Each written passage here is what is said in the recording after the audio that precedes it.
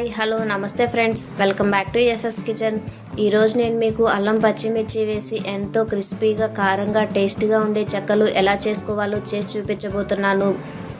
నేను చెప్పిన విధంగా కనుక మీరు చెక్కలు ట్రై చేస్తే మీరు చేసిన చెక్కలు 2 డేస్లోనే ఖాళీ అయిపోతాయండి.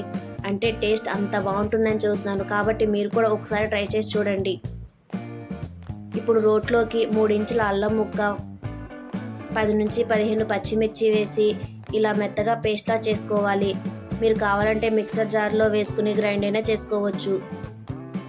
ఇప్పుడు గిన్నెలోకి 3 సార్ల బియ్యం పిండిని తీసుకోండి. ఇక్కడ నేను రేషన్ బియ్యాన్ని మరపట్టించి తీసుకున్నాను. ఇప్పుడు మనం ముందుగా నూరుకున్న పచ్చిమిర్చి పేస్టు, 1 కప్పు సన్నగా కట్ చేసుకున్న కరివేపాకు, 2 కప్పులు నానబెట్టిన పెసరపప్పు వేసుకోవాలి.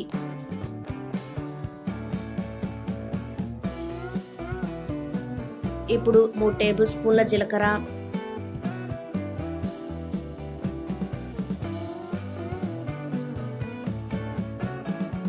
రుచికి సరిపడా సాల్ట్ వేసుకోవాలి. ఇక్కడ నేను కల్లుప్పుని వాటర్లో కలిపి వేసుకుంటున్నాను. కల్లుప్పు అంటే దొడ్డుప్పు అంటారు కదండి, ఆ ఉప్పుని ఇలా వాటర్లో నానబెట్టి వేసుకోవటం వల్ల టేస్ట్ అనేది బాగుంటుంది. ఇలా సాల్ట్ వాటర్ వేసుకున్నాక పిండి మొత్తాన్ని కలుపుకోవాలి. మీ దగ్గర వెన్న ఉంటే వెన్న వేసుకోండి, చెక్కల టేస్ట్ అనేది బాగుంటుంది.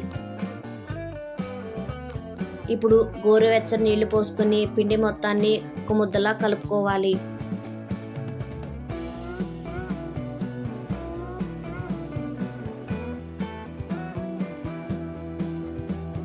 పిండి మరీ గట్టిగా కాకుండా మరీ లూజుగా కాకుండా నేను చూపించిన విధంగా ఉండేలా చూసుకోండి.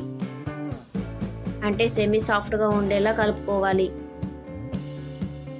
ఇప్పుడు డీప్ ఫ్రై కోసం స్టవ్ ఆన్ చేసి బాండీ పెట్టుకుని డీప్ ఫ్రైకి సరిపడా ఆయిల్ పోసుకుని హీట్ చేసుకోవాలి. ఇప్పుడు మనం కలిపి పెట్టుకున్న పిండిని చిన్న చిన్న బౌల్స్లా చేసుకోవాలి.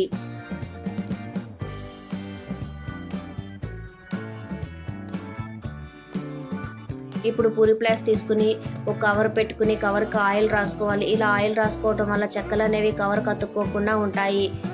ఇప్పుడు మనం ముందుగా రెడీ చేసుకున్న బాల్స్ని పెట్టి ప్రెస్ చేసుకోవాలి. చెక్కలు మరీ మందంగా కాకుండా పలచగా ఉండేలా ప్రెస్ చేసుకోండి.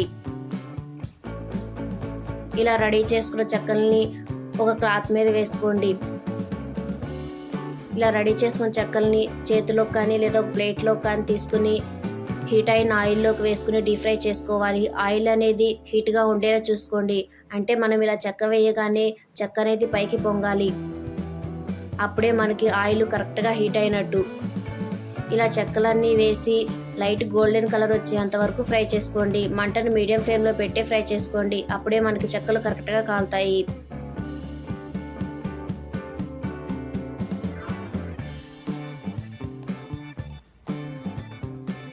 ఇంతేనండి, ఎంతో క్రిస్పీగా టేస్ట్గా ఉండే మన చెక్కలు రెడీ. చెక్కలు కనుక ఇలా పైకి ఉబ్బినట్టు ఉంటే చెక్కలు మనకు కరెక్ట్గా వచ్చినట్టు. చూసారా ఎంత క్రిస్పీగా ఉన్నాయో. ఈ రెసిపీ మీకు నచ్చినట్టయితే మీరు ట్రై చేసి మీకు ఎలా వచ్చిందో కింద కామెంట్ బాక్స్లోకి కామెంట్ చేయండి.